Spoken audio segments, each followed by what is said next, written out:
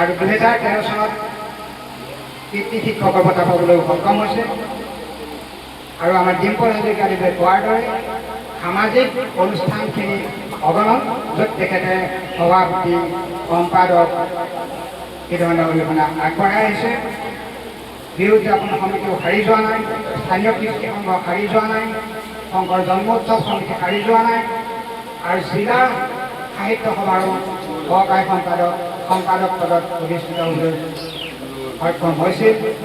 আৰু এতিয়াও ছাৰে এজন যুৱকৰ দৰে নতুন নতুন পদ, নতুন নতুন আসন ৰাইজে আগবঢ়াইছে। ছাৰে এতিয়াও নতকীৰে গ্ৰহণ কৰিছে। আমি জনাত সিদিনাখন শ্ৰী শংকৰজ্যোতি কৃষ্টি সংঘৰ শ্ৰীমন্ত কৃষ্টি সংঘৰ তৰফৰ পৰা আকৌ সভাপতি ৰাখিছে। আমি ভাবোঁ ছাৰে দীৰ্ঘায়ু পাওক, সমাজৰ মাজত এইদৰে অৰিহণা আগবঢ়াই যাবলৈ নিশ্চয় ছাৰক আশীৰ্বাদ যাচক। সেয়ে আমি কামনা কৰি আমাৰ যি আকৰ্ষণীয় অভিনন্দন সূচী তালৈ আমি আগবাঢ়িব খুজিছোঁ।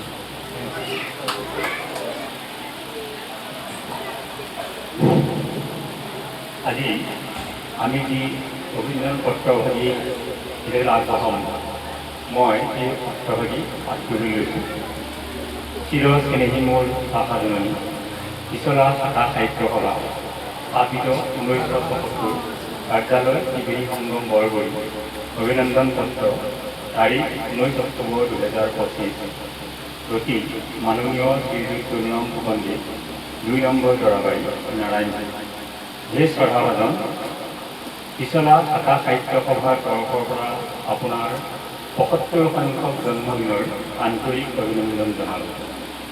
জীৱনজোৰা সাধনাৰে সামাজিক আৰু শিক্ষা ক্ষেত্ৰত আপুনি ত্যাগ আৰু আদৰ্শৰে, কৰ্তব্যনিষ্ঠা আৰু দায়বদ্ধতাৰে যি অমূল্য অৱদান আগবঢ়াই আহিছে, ইয়াৰ প্ৰকৃত আৰু যথাযথ মূল্যায়ন কৰিবৰ দৃষ্টতা আমাৰ নাই।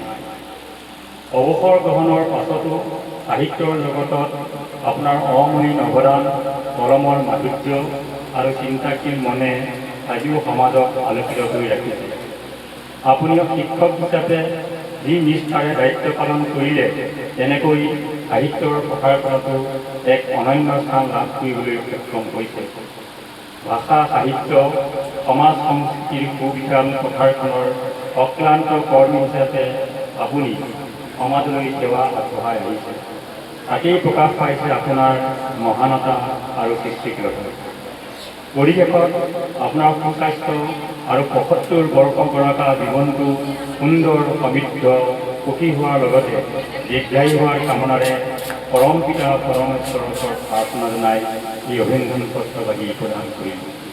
হ'ব দিয়ক শ্ৰী শোভন চন্দ্ৰ কাকতি সভাপতি, শ্ৰী বিনীত ভূঞা সম্পাদক, পিছলা শাখা।